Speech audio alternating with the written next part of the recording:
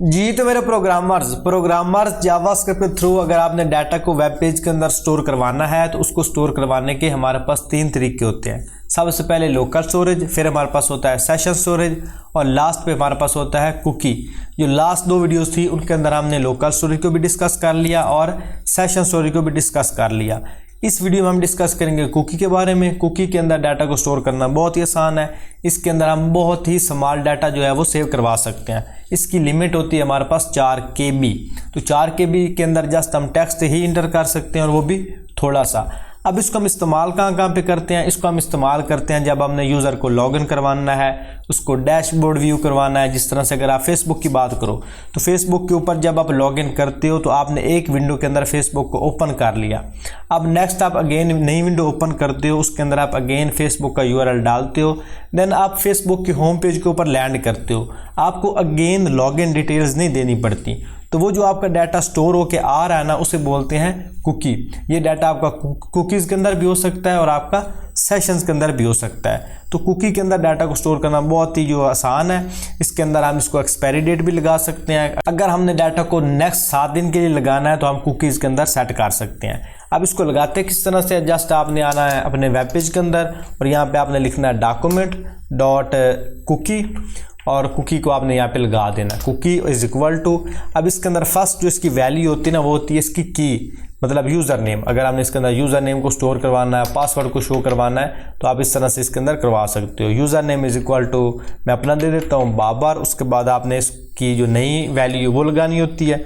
फिर आप इसके अंदर ये डबल कोट्स लगाओ। फिर उसके बाद आप उसको इसकी एक्सपायरी डेट्स का सेट कर सकते हो। अब इसकी एक्सपायरी हमने सेट करनी है नेक्स्ट 7 दिन के लिए। तो उसके लिए मैं यहाँ पे लिखूँगा एक्सपायर्स। यहाँ पे एक्सपायर्स का आपने स्पेलिंग ठीक लिख रखने हैं। जो अगर आपकी स्पेलिंग मिस्टेक हो गया फिर इसने एक्सपायर नहीं होना, एक्सपायर्स। और एक्सपायर के बाद आपने इसको नेक्स्ट 7 डेज देने हैं। आज हमारे पास 1 अक्टूबर है तो मैं यहाँ पे लिखूँगा संडे।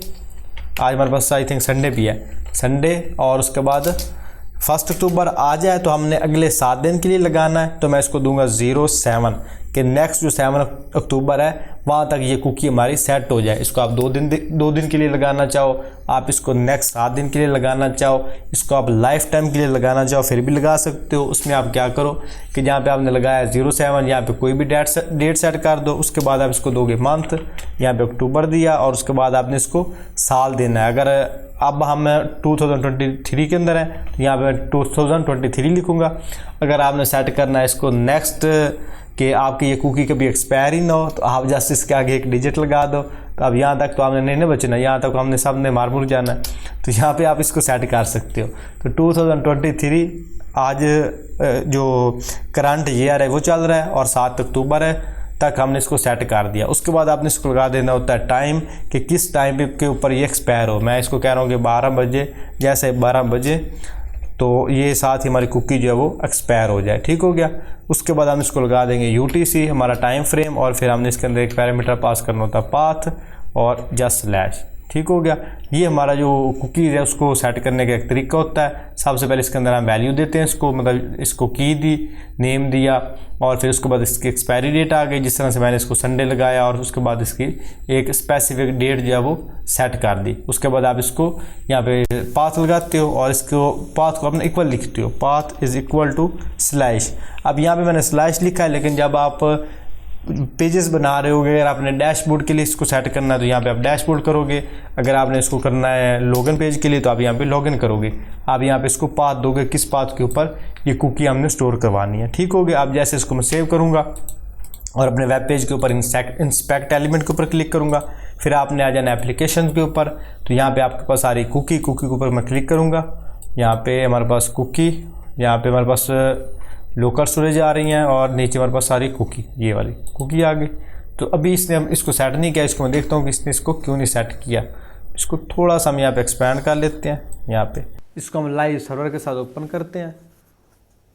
तो जैसे इसको लाइव सर्वर के साथ ओपन करेंगे, पहले हमने लाइव सर्वर के साथ ओपन नहीं किया हुआ था, वो हमारे पास ओल्ड URL आ रहा था। अब हम एप्लीकेशन के ऊपर क्लिक करेंगे, उसके बाद जाएंगे कुकीज़ के अंदर। तो ये हमारे पास हमारा डाटा आ गया। अब इसको मैं थोड़ा सा अपडेट करता हूँ, इसके अंदर बाबर वैली करता हूँ।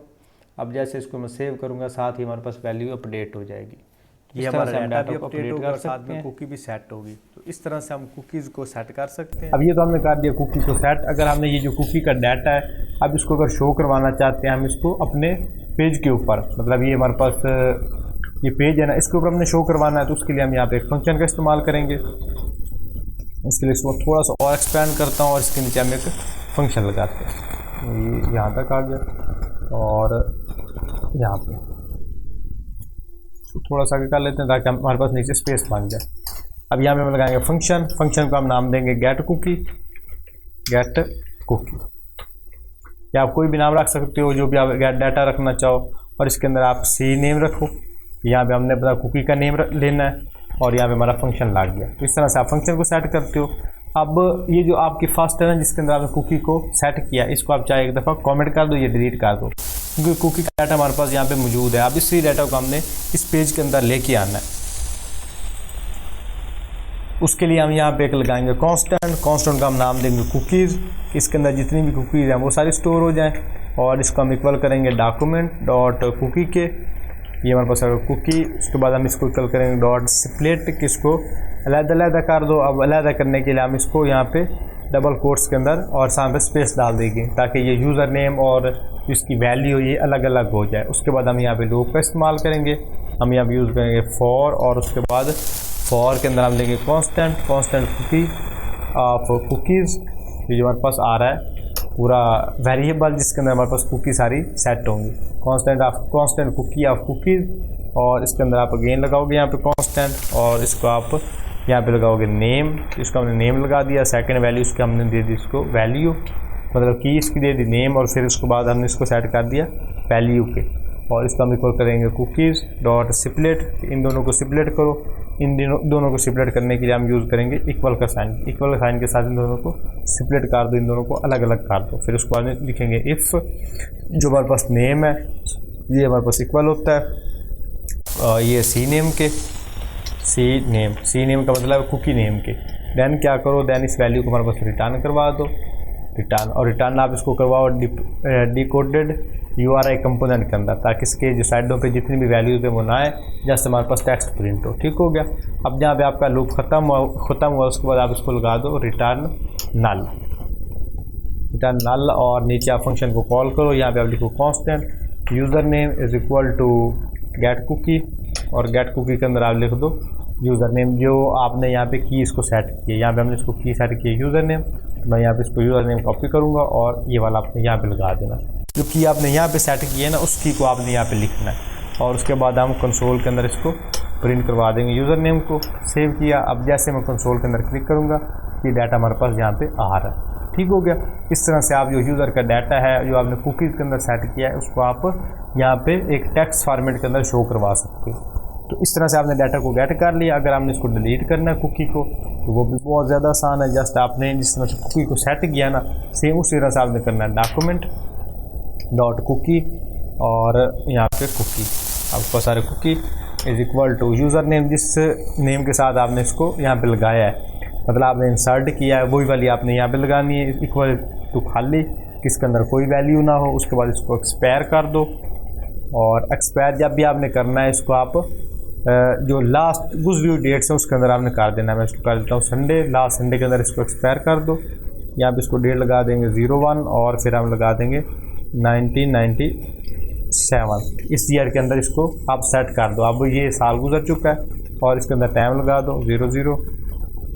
ठीक हो गया। यहाँ पे 00 मतलब आपका बिल्कुल ही 00 ये रात के 24 बजे हुए जिससे 12 बजे रात की UTC। और फिर आप इसको लगा दो यहाँ पे path is equal to slash. आप इसको सेव किया। अब कैसे सेव करूँगा ये डाटा हमारे पास यहाँ पे डिलीट हो जाना चाहिए। तो यहाँ इसको चेक करता हूँ कि ये डाटा हमारे पास क्यों नहीं डिलीट हो रहा। तो बिल्कुल ये डिलीट हो गया। वो आई थिंक रीलोड नहीं हुआ था सही से। ये डाटा आपको यहाँ से डिलीट हो गया। अगर आप इसको चेक करो यहाँ पे एप्लीकेशन के अंदर एप्लीकेशन और उसके बाद आप चेक करो यहाँ पे कुकीज़। तो यहाँ पे जस्ट इसका नेम आ रहा है, इसकी की आ रही है, बाकी इसकी जो वैल्यू है वो डिलीट होगी क्योंकि इसने इसको एक्सपायर कर दिया, इसको डिलीट कर दिया। इस तरह से आप कुकीज़ को लगा सकते हो, कुकीज़ को डिलीट कर सकते हो और कुकी के अंदर मौजूद जो डाटा है उसको वेब पेज के अंदर शो करवा सकते हो। इसकी आपने बेसिक समझ लेनी है। जब आप फिर प्रोजेक्ट्स बनाओगे तब आपके लिए आसानी होगी। आई होप आपको वीडियो पसंद आई होगी। अगर आपको वीडियो पसंद आए वीडियो को लाइक करें। अगर आप लोग चैनल पर दफ़ा विजिट कर रहे हैं चैनल को सब्सक्राइब करें। इंशाल्लाह मिलते हैं किसी अगली वीडियो में, तब तक के लिए अल्लाह हाफ़िज़।